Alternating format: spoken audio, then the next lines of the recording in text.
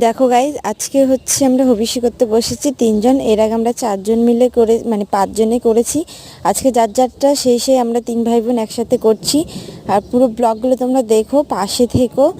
আর আজকে হচ্ছে আমাদের হবিষ্যি, কালকে আমাদের ওই জামালপুরে হবে মহা হবিষ্যি। তো এরপরে আর খাওয়া যাবে না। তো তোমরা প্লিজ পুরো ব্লগ দেখো, আমার পাশে থেকো।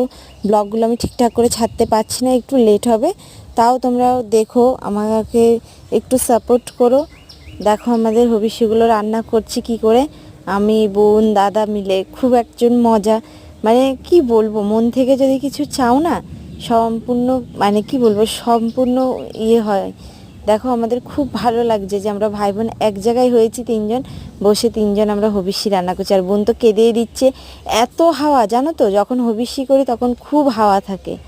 দেখো এদিকে রান্নাগুলো হচ্ছে, আর তোমরা পুরো ব্লগটা দেখো।